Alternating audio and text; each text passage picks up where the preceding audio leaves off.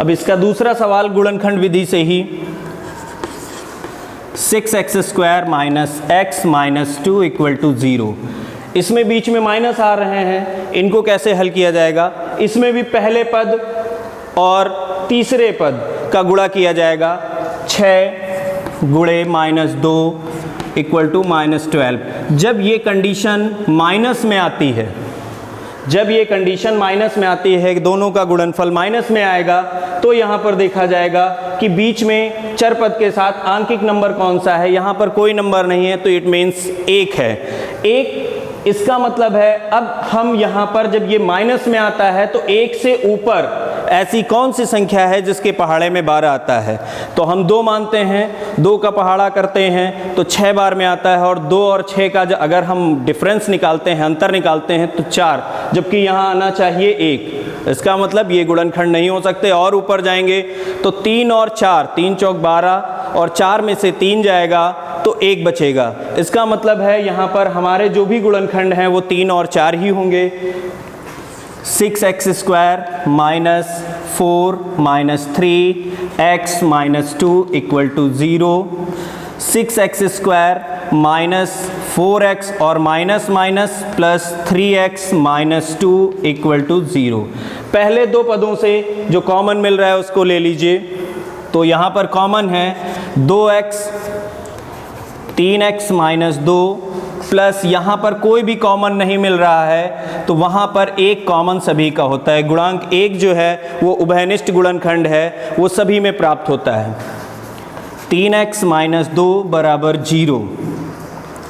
अब 2 पदों से जो कॉमन मिल रहा है वो है 3x minus 2, 2x plus 1 equal to 0। 3x minus 2 बराबर 0 और 2x प्लस 1 बराबर 0। x की वैल्यू निकालते हैं। 3x बराबर 2,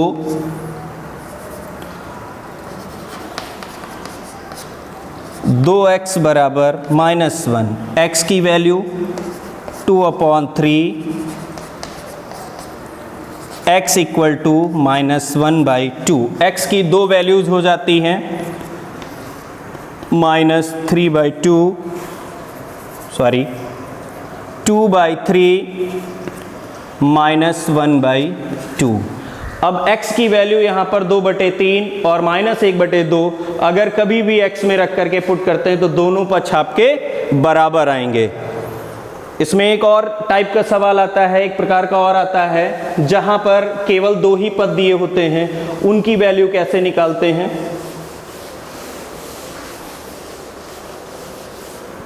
क्वेश्चन दिया गया है x² माइनस 9 इक्वल टू 0। अब इसमें पद 2 हैं लेकिन ये द्विघात समीकरण है।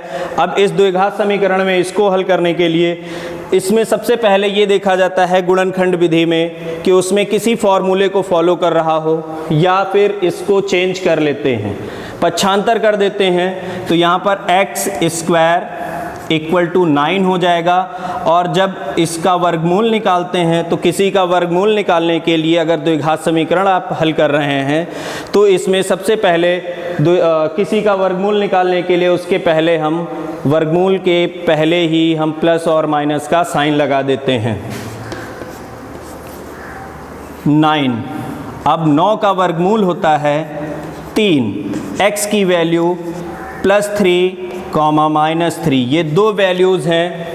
ये क्यों लगाते हैं? क्योंकि जब हम -3 का भी वर्ग करते हैं तो 9 आता है, और 3 का भी वर्ग करते हैं तो 9 आता है, इसलिए इसमें प्लस माइनस का साइन लगता है। इसकी दूसरी विधि है x² माइनस 9 इक्वल टू 0। वो विधि है, उस फॉर्मूले को फॉलो करते हैं a² minus b² equal to a minus b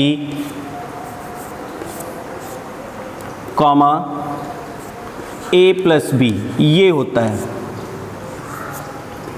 इस फॉर्मूले के आधार पे हम करते हैं x² minus 3² equal to 0, x minus 3 और एक ब्रैकेट में हो जाएगा x plus 3 equal to 0। x की जब वैल्यू निकालते हैं, पक्षांतर करते हैं तो साइन चेंज हो जाते हैं। x इक्वल टू 3 और दूसरे ब्रैकेट में होगा x इक्वल टू -3।